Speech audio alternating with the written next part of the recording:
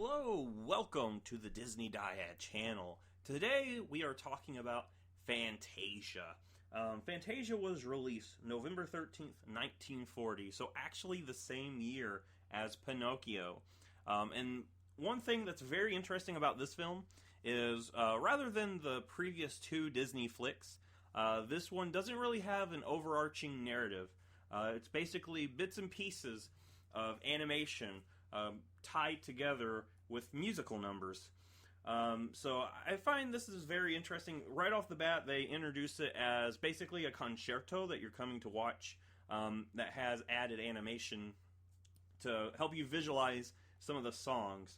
And I have a confession to make. This is actually my first time watching this thing all the way through.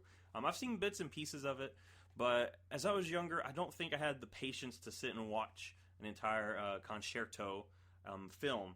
But now that I'm older, I can actually appreciate it, and here are my thoughts.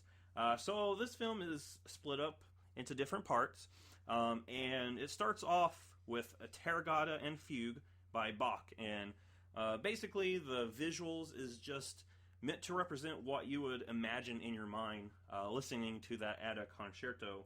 And this is a really good introduction to basically what they intended to do with this film. The second number is the Nutcracker Suite from Tchaikovsky, and this is a very beautiful visual journey as well. One thing I do need to note is all of these are very well animated. These are beautiful to watch, beautiful pieces of art. The third piece is Sorcerer's Apprentice, and I feel like this is one of the most classics. It stars Mickey Mouse, and I do believe this is actually the first time Mickey Mouse starred in a full-length feature. Before that, he was in the shorts, but here he is in a full-length feature to help, keep his name out there.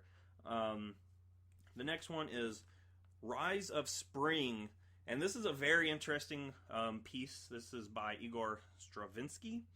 And this one, it starts out, you're floating through the universe, and then you come to Earth, you watch life evolve, and it ends with dinosaurs ruling the Earth.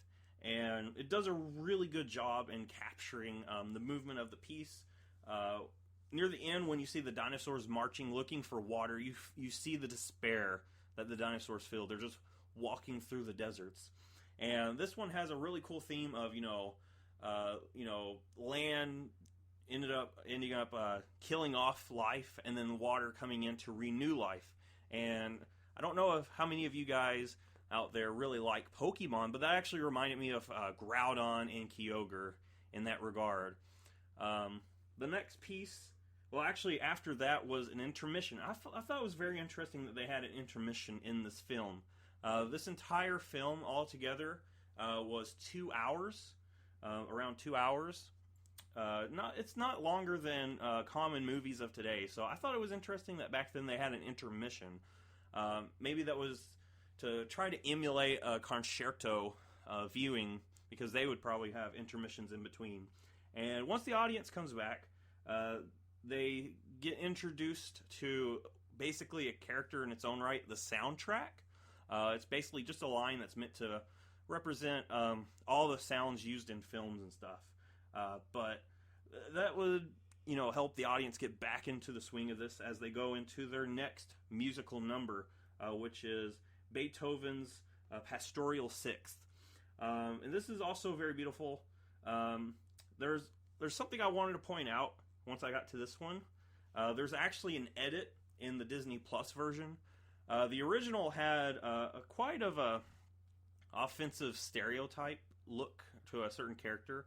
There was an African-American centaur named Sunflower, and it was very tied to what people thought back in the day about African-Americans, but they have since taken that character out. So there was parts where I did notice where it looked like something was supposed to exist there, and I actually looked it up to see what that was, and there was actually a whole character that was there in some of the scenes that you can make out that, these other centaurs are trying to interact with something that's not there. The next one is called Dance of the Hours by Ponticelli. And this one was very interesting. This is one that I've seen parts of, but not all the way through. You have different parts of this song that represent the times of day, and each time of day has an animal to represent that. So the morning was represented by ostriches waking up, and then in the midday, hippos came out. In the evening, you saw elephants dancing, and then at night, the alligators came out, and the alligators end up pulling the rest of the animals back into the dance number for the finale. And the next movement for this is the one that I think is the most iconic, and that is the night on Bald Mountain, and it goes into Ave Maria. So, Night on Bald Mountain is composed by, I might butcher this name, but